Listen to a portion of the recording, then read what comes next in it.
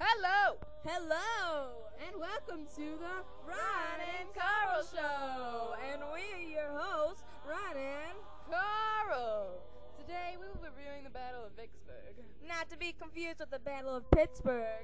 We made that mistake too. Okay, now to the real deal. Battle of Vicksburg was a siege. Now what is a siege, you may ask?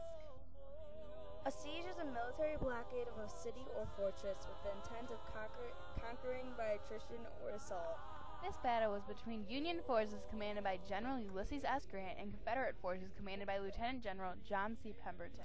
Occurring from May 18th to July 4th, 1863. When Grant captured Jackson, Mississippi in May, it forced Pemberton to move west. Battles at Champion Hill and Big Black River Bridge failed when Pemberton tried to stop forward movements of Grant. He was going to be beaten when he found out that the corps were getting ready to flank from the north. So, he had no choice and had to move. Pemberton struggled back to Vicksburg. He burned the bridges over the Big Black River. And took anything edible that was on his path. Pemberton had not been doing so well when he lost half of his 17,500 soldiers in the two previous battles. Everyone thought General Joseph E. Johnson, in overall command of Confederate forces in Mississippi, would relieve the city of Vicksburg. But he never did. Grant's forces went to investigate and crossed the river on May 18th. Johnson asked Pemberton to sacrifice the city and save his troops. Pemberton wouldn't, and Vicksburg was under siege. Grant marched his troops 180 miles and won all 5 of the battles. Port Gibson, Raymond, Jackson, Champion Hill, and Big Black River. The Union landed in Vicksburg. It didn't look too good to Pemberton.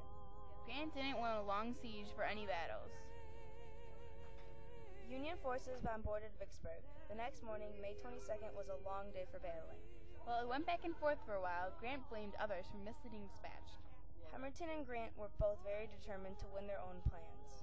Grant's soldiers had their backs to the river and the city invested, while Pemberton was determined to hold his few miles of the Mississippi River as long as possible. He was hoping for relief from Johnson. All through June, the Union dug lines parallel to and approaching the rebel lines. Pemberton had little food and it showed. By the end of June, half of its soldiers were sick from the lack of food. Soldiers suffered from scurvy, malaria, dysentery, diarrhea, and other diseases. It looked like Johnson was the only hope for the Confederate victory. On July 3rd, Grant received a note from Pemberton demanding unconditional surrender. Grant agreed, thinking of his soldiers, and the war was over. The Mississippi River was in the hands of the Union. And the Confederacy split in two. The end.